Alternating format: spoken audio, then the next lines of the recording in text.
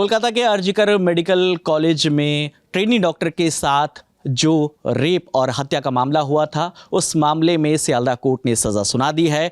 आरोपी संजय रॉय को उम्र कैद की सज़ा सुनाई गई है। इससे पहले 2 दिन पहले यानी 18 जनवरी को उसे दोषी करार दिया गया था और आज कोर्ट ने उम्र कैद की सज़ा सुनाई है। कोर्ट रूम में क्या हुआ और किन धाराओं में मामला दर्ज हुआ था, उसमें क्या सज़ा का प्रावधान है और आगे संजय रॉय जो आरोपी है उसके पास क्या विकल्प हैं, वो भी आपको एक एक करके बताएंगे। सबसे पहले नावेद, क्या हुआ कोर्ट रूम में, ये बताइए।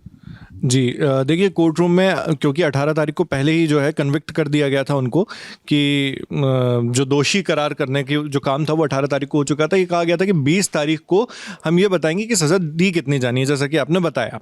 तो जज की जो बेंच थी, जो जज ये फैसला सुना रहे थे, उनके बारे में मैं आपको बता दूं और हो सकेगा तो एक उनकी फ़ोटो भी हम दिखा सकते हैं। अगर स्क्रीन पे इस समय आपको नज़र आ रही है जस्टिस अनिर्बान दास की फ़ोटो जी। तो ये जज थे जो इसकी सुनवाई कर रहे थे और इन्हीं की बेंच आज इसके बारे में फ़ैसला देने वाली थी, यानी 20 जनवरी को।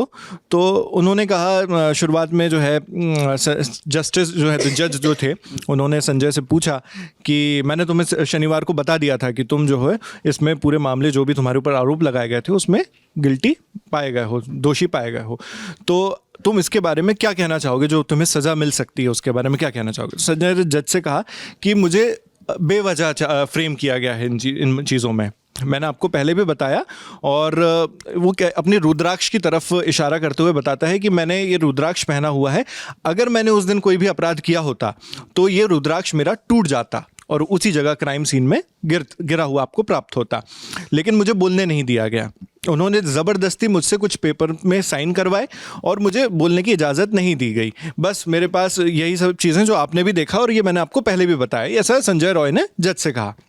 जज इस बारे में कहते हैं कि मैंने लगभग आपको आधा दिन दिया था अपनी बात रखने के लिए, मैंने 3 घंटों तक तुम्हें सुना है। जज संजय से कहते हैं जो भी चार्जेस थे, यानी जो भी आरोप थे, जो भी सबूत थे, जो भी दस्तावेज आए हैं, जो भी गवाह आए हैं हमारे सामने, उन सबको मैंने अच्छे से परखा है, जांचा है ना। और उसके बाद मैं इस नतीजे पर आया हूँ कि तुम इस मामले में दोषी हो, है ना।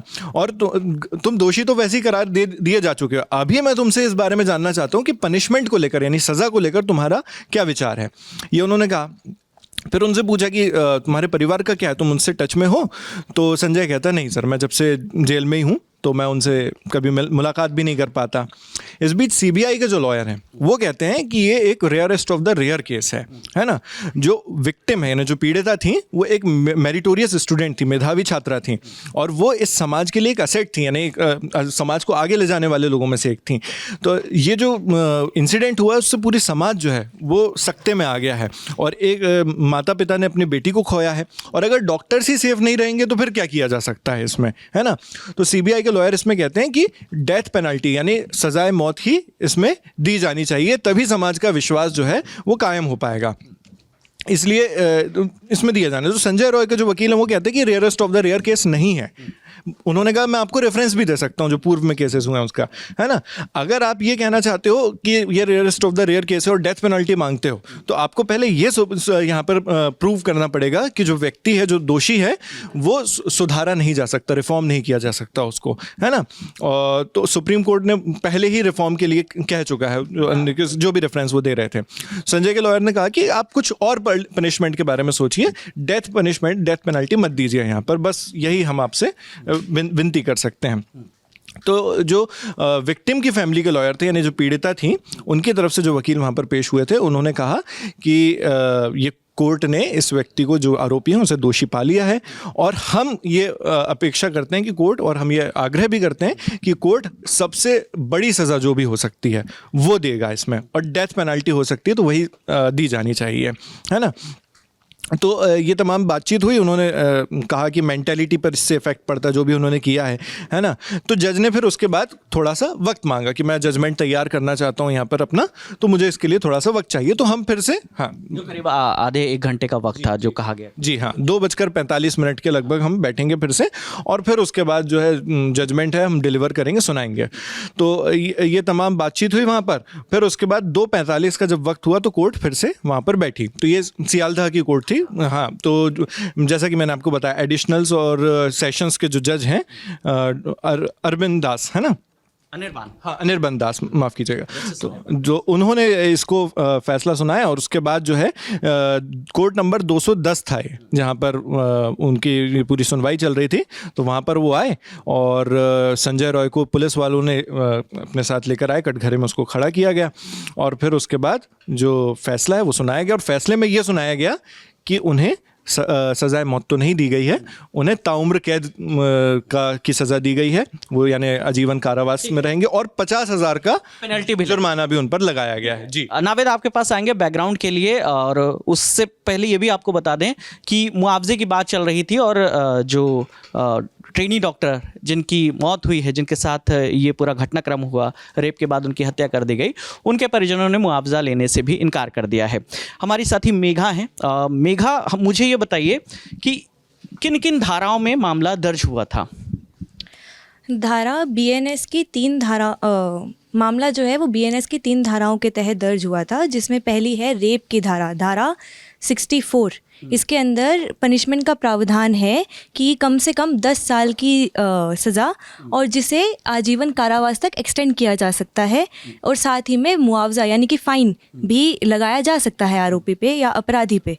साथ ही में एक धारा है 66, जिसके अंदर अगर रेप के साथ साथ में पीड़िता की हत्या भी कर दी गई है तो उसके लिए बताया गया है कि कम से कम 20 साल का कठिन कारावास की सज़ा बताई गई है, जिसे आप आजीवन कारावास तक भी एक्सटेंड कर सकते हैं। आजीवन कारावास का मतलब हुआ कि जब तक वो ज़िंदा है तब तक के लिए उसे कारावास में अपना समय बिताना होगा अपनी। साथ ही में मर्डर का भी जो धारा है वो लगाई गई थी, धारा 103, जिसके सबसेक्शन 1।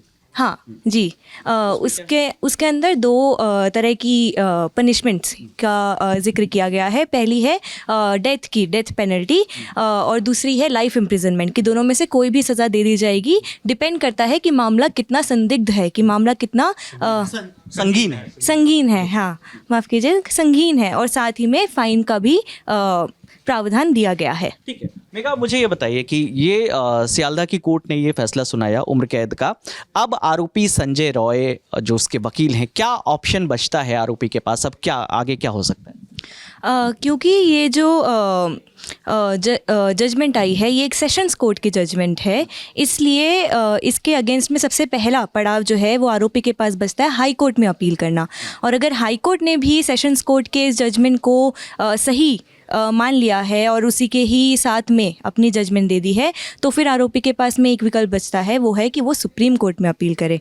फिर अगर सुप्रीम कोर्ट ने भी जो जजमेंट है उसे सही मान लिया है या जो भी आदेश दिया है, उसके बाद में उसे कारावास में ही अपनी ज़िंदगी बतानी। ये भी हो सकता है कि हाई कोर्ट या सुप्रीम कोर्ट इसे डेथ पेनल्टी में कन्वर्ट कर दे। हाँ, ये भी हो सकता है कि उसे डेथ पेनल्टी में कन्वर्ट कर दिया जाए। चलिए, बहुत शुक्रिया नावेद। अब मुझे थोड़ा सा बैकग्राउंड भी बता दीजिए ताकि दर्शकों को वो एक बार हम फिर से याद दिला दें वो क्या घटनाक्रम था, और पूरी टाइमलाइन थोड़ी सी अगर आप बता। जी, तो मैं आपको शुरुआत से बता दूं, ये जो पूरी घटना है ये शुरुआत हुई इसकी 9 अगस्त 2024 से, जब कोलकाता के आरजीकर मेडिकल कॉलेज में 31 साल की रेजिडेंट डॉक्टर थी, उनका शव मिला। तो जांच में पाया गया कि उनके साथ रेप किया गया था और उनकी हत्या की गई थी। तो ये जांच हुई, उसके बाद घटना के एक दिन बाद ही 10 अगस्त 2024 को, माफ़ कीजिएगा, पुलिस ने इस मामले के मुख्य आरोपी संजय रॉय को गिरफ्तार कर लिया। और संजय रॉय जो था वो कोलकाता की सिटी पुलिस जो है उसी के साथ वॉलंटियर का काम किया करता था, यानी उनका सपोर्ट एक तरह से वो करता था। वो इस मामले का मुख्य आरोपी था। उसकी गिरफ्तारी के बाद कॉलेज के जो तत्कालीन प्रिंसिपल थे, उनका नाम है संदीप कुमार घोष, तो उन पर भी आरोप लगने लगे कि वो भी इस मामले में संलिप्त हैं। तो उन पर फिर उसके बाद भ्रष्टाचार के भी आरोप लगे। तो इन तमाम आरोपों के बीच कोलकाता पुलिस ने फैसला लिया कि इसको एसआईटी को सौंपा जाए। तो 20 अगस्त 2024 को स्पेशल इन्वेस्टिगेशन टीम यानी एसआईटी का गठन हुआ, और ये जो एसआईटी थी ये मुख्य रूप से प्रिंसिपल संदीप कुमार घोष जो है उनके खिलाफ जो दर्ज मुकदमे थे उस पर जांच कर रही थी। जी, फिर उसके बाद 23 तारीख आती है, तो कलकत्ता हाई कोर्ट यहाँ पर जांच की जो जिम्मेदारी वो कोलकाता पुलिस से लेकर सीबीआई को सौंप देता है, क्योंकि इसकी लगातार मांग की जा रही थी। आप जानते हैं कि जब से ये मामला सामने आया था तब से लगातार प्रोटेस्ट कर रहे थे, डॉक्टर्स भी कर रहे थे और आम जनता भी कर रही थी, एक देशव्यापी लेवल पर चल रहा था सब कुछ। तो इसके बाद फिर 12 नवंबर 2024 को ट्रायल शुरू हुआ, जो 9 जनवरी को पूरा हुआ, 12 जनवरी 2024 से लेकर 9 जनवरी 2025 तक के, ये पूरी टाइमलाइन थी। उसके बाद सीबीआई ने जब अपना ट्रायल पूरा किया तो मांग की कोर्ट के सामने, जो सेशंस कोर्ट था उसके सामने मांग की कि उस संजय रॉय को फांसी की सजा दी जाए। बार एंड बेंच की जो रिपोर्ट है वो बताती कि एडिशनल डिस्ट्रिक्ट एंड सेशंस जज जो अनिर्बन दास हैं, जिनका नाम आपने बताया भी था, उन्होंने 57 दिनों तक के कैमरे के सामने ये ट्रायल पूरा किया था। हाँ, इन कैमरा ट्रायल था जो 57 दिनों तक चला। ये बार एंड बेंच की रिपोर्ट को मैं कोट कर रहा हूँ। और उसके बाद जो है 18 जनवरी 2025 को उन्होंने संजय रॉय को इस मामले का दोषी करार दे दिया। और फिर 20 जनवरी का जो दिन था वो निर्धारित किया सज़ा को बताने के लिए कि क्या सज़ा होगी, निर्धारित करने के लिए। और वही दोपहर के लगभग 2:45 पर ये इसका डिसीजन आ गया है। तो ट्रेनी डॉक्टर के साथ रेप और हत्या का आरोपी, जिसे अब दोषी करार दे दिया गया है, उसे ताउम्र जेल में रहना पड़ेगा। हालांकि विकल्प आगे हैं हाई कोर्ट और सुप्रीम कोर्ट के भी। इस मामले में लगातार जो भी अपडेट आएगी हम आप तक यूं ही लेकर आते रहेंगे। कैमरे के पीछे मेरे साथी दानिश है, मेरा नाम विकास वर्मा है। देखते रहिए दी ललन टॉप। शुक्रिया।